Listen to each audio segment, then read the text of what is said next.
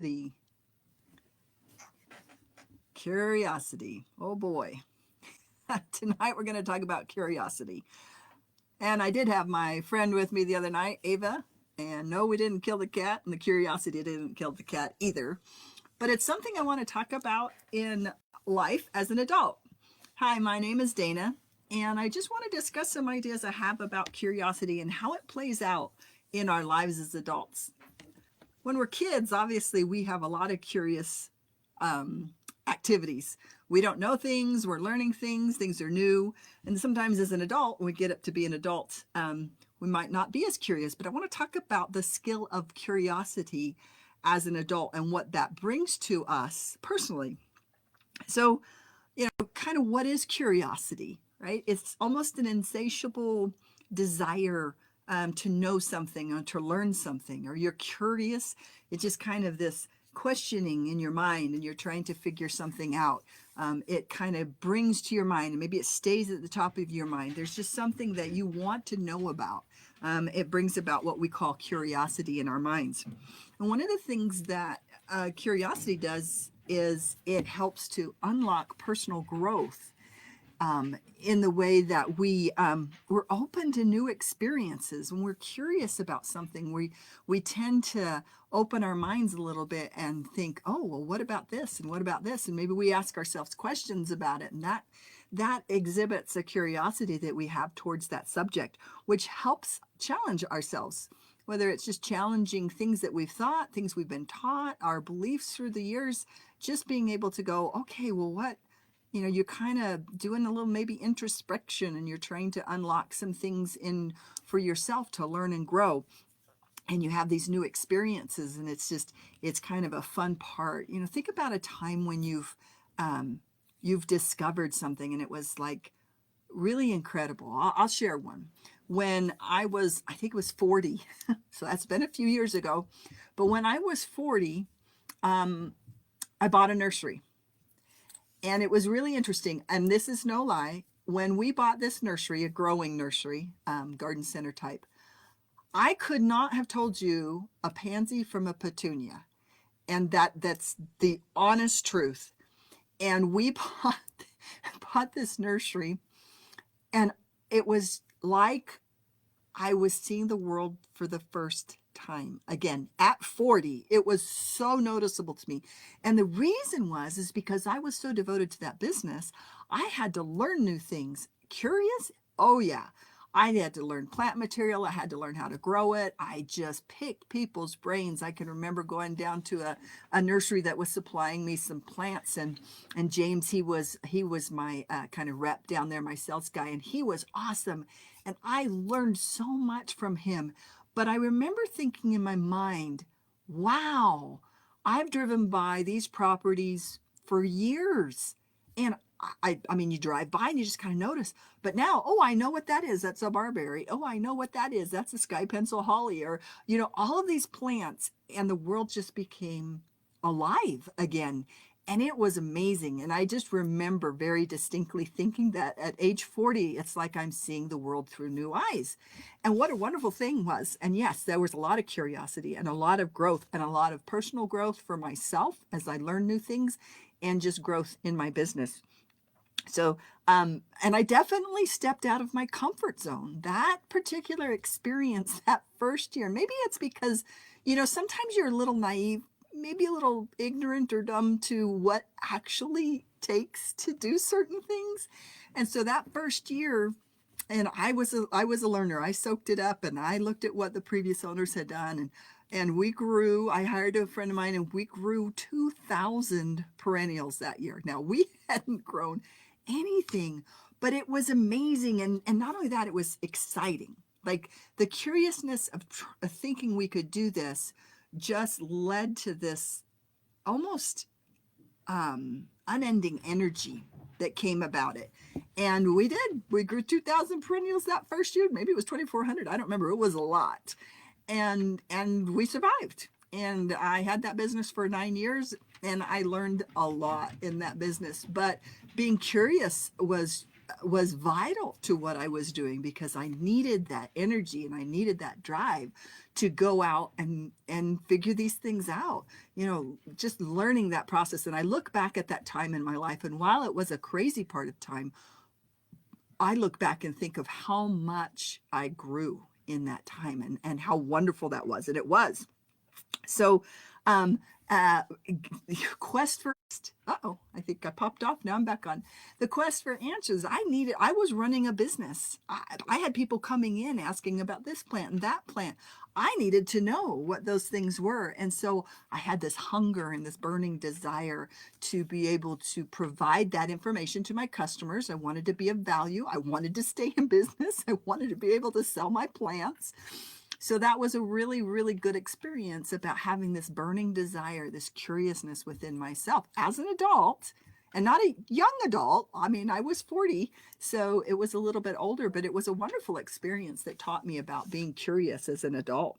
Um, and then the other thing about it is that I was seeking solutions. Like, you're not passive. Right? When you're curious about something and you're trying to learn about something, you just don't kind of passively sit there and just kind of, okay, information just kind of come to me. I'll get it when you come. No, it's not a passive activity. It's an energetic activity. It's one that you're excited about, and you looking for answers, and you go ask and you read and you study and you look at what other people have done. I would go to nurseries and I would learn and I'd watch, and there'd be these big beautiful nurseries and places that grew these plants, and they were gorgeous, and it was a complete learning process. And so it's kind of funny. I swore I would never grow annuals. So if you don't know, perennials are the ones that come back year after year. Okay. And annuals, you got to plant every year. And I just said, oh, I'm never going to grow annuals, because that just seems too difficult. Well, that went by the wayside. We grew annuals too. So there was another growing experience. And so it's just this, you're seeking for solutions, that part of you that it just drives you to find the solutions to the problems that you have, or find the solutions, the answers to the questions. So you innovate. I can remember just sitting there, and I had not owned a retail store before. So this was a very different thing for me. I'd done real estate, had done other businesses and that, but owning an actual retail store was not something I had done. And we had just moved to this little place in Virginia, and wonderful place near Danville, Virginia. And it was great. It was a wonderful place to raise my children, and having the nursery was a wonderful thing to do as well. A lot of growth there. I look back at it and I really see the growth in myself. There was a lot that I needed to learn, and it wasn't just in the plants. Like, I needed to discover how I interact with other people, and be curious about those interactions, and be curious about myself. Am I handling the situations appropriately? How could I do it better? I always feel like asking questions is really, really important, but you've got to ask the right questions. You need to know the questions to ask in order to get the answers. And by being curious, you can ask those, and it drives you to ask those questions. And so I learned a lot about myself personally. That personal growth through that time was, I think, pretty intense. I think it really leapfrogged me into some other areas in my life, and it was hard, lots of hours. Anybody that has a retail store knows how that goes, but what a wonderful experience it was for me.